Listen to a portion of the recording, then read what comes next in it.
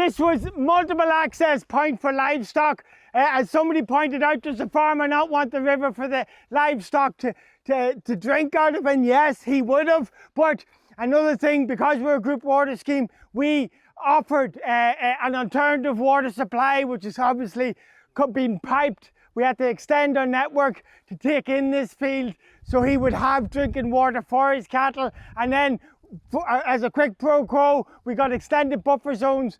The PIP that we keep talking about, the pollution impact potential point, you can see by the very nature of this, there's a bowl and it's all leading down into this corner. Hence the reason why we wanted this nature-based solution for this corner, because that's taking up all the nutrients. Patrick, you talk. Yeah, no, that's spot on, Ross.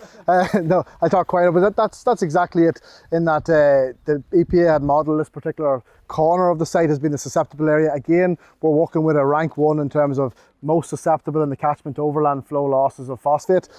So therefore, again, we would sort of use the landscape to our advantage in terms of this is the way the flow is going.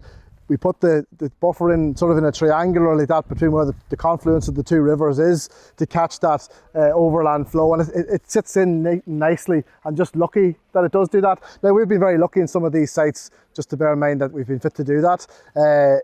It's not just as easy if you were to go out and there was various different diffuse points across, you know, a river. You'd have to put a wider extended buffer down. So those sort of sites is where we run into problems, to be honest with you, like, you know. So it's the sites where we can try and get these sort of winds and get those extended buffers is where we have worked with. In terms of what's planted here, it was originally willow. The willow didn't take, so the guys have put in some fruit trees and replanted the willow, which is starting to go again. There's a small little gate left on it, so the idea being, Ross is here, he's employed full-time as a source protection officer. The idea here is to maybe biannually take the willow, cut it back and take it out of this buffer. So in a way you're taking back out some of the nutrient that has been absorbed up through the nutrient. And that's an important thing, because I suppose it's unique. Stranooden is the only group water scheme to have a source protection on full time. So I go around all the 26 sites at some stage during the year and see, is the fencing still intact? How are the planting going, and does it need to be maintained? And that's part of my job as well. When we come into this site, obviously I want to dicky it up for the visitors and one thing and another, but there was actually a tree falling down and it was on the fence. So we cut that down and we took it away and we repaired the fence. And that's important, that the source protection is ongoing. It's not just a case of put it in and walk away. We're very much committed to doing this on a long-term basis. Yeah, and this stream here is actually the first order of the Dromore, so it's a Dromore stream. So where we were previously was the river got to a third order stage. So our first order here, it rises up in a bog, we'll say maybe a couple of 100 metres up, and there's only two, we'll say, rank 1 sites within this particular stretch of the river.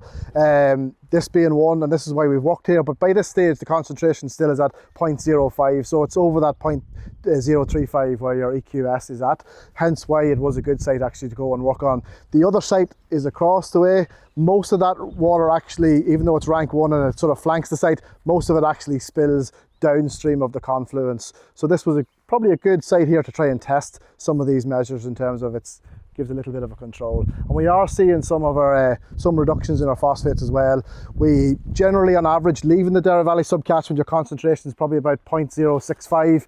We have got it down, that was 2019. In 2020 we got it down to 0.049, so it's going down, still has room to go, and there's plenty more sites that we need to work on as well. Just the previous site, we had some of the log revetment works and that.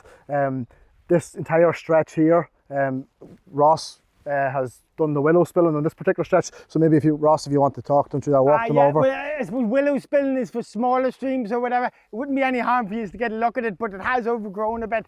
Basically what we did was weave the willow in amongst each other, like, you know, but you'll see this is, I want you to picture multiple access point for livestock, like, I'll just make the point, maybe, James, we'll not step into the river because there's a white-clawed crayfish in this particular river, and we need disinfectant. Ross, you're going to have to disinfect your wellies in the back. These wellies are always in this water. We're trying to leave it. So there's white-clawed crayfish. which is a protected species in Ireland. Shout that out. So in this particular river, there's white-clawed crayfish, which is a protected species in Ireland. So it's probably one of the last strongholds in Europe probably that hasn't been impacted by the plague. You know, the plague is in Ireland, but it hasn't wiped it out yet. So if we are walking up along here, we might just not step into the river just for an element of biosecurity, just if that's okay. Yeah. But it's harder to see this now, but this is basically, we put down laurel stakes, so we have, and then we've weeded the willow in and out. Unfortunately in Ireland, one of the